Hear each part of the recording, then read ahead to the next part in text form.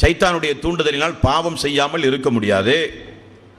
தவறான எண்ணம், கெட்ட குரோதம், பொறாமை எண்ணம், இப்படி எவ்வளவோ எண்ணத்தின் அடிப்படையில் பாவம். கோபம் வருகிற பொழுது பேச்சுக்களின் அடிப்படையில் எவ்வளவோ கோபமான பேச்சுக்களை பேசி பாவம் சம்பாதிக்கிறோம்.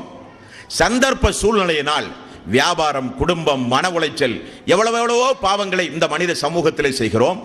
இவைகளெல்லாம் அல்லாஹ் பதிவு செய்து அப்படியே பத்திரமாக மறுமை நாளிலே கொண்டு வந்தால் நீங்களும் நானும் சொர்க்கத்தை ஏறெடுத்தே பார்க்க முடியாது. அப்படி செய்கிறவனா அல்லாஹ்? அப்படிப்பட்ட ரப்பையா ரசூலுல்லாஹி ஸல்லல்லாஹு அலைஹி வஸல்லம் நமக்கு அறிமுகம் செய்தார்கள். அல்லாஹு தஆலா அடுத்தது நம் மீது பொழிந்திருக்கிற ஒரு கருளை பாருங்கள். எப்படிப்பட்ட அருள்! நீங்கள் இந்த உலகத்தில் நிறைய நற்கர்மங்களை செய்து வாருங்கள். அந்த நற்கர்மங்களுக்கு ஒன்றிலிருந்து பல நூறு மடங்கு கணக்கில்லாத நன்மையை நான் தருவது போக அதற்கு பகரமாக பாவங்களையும்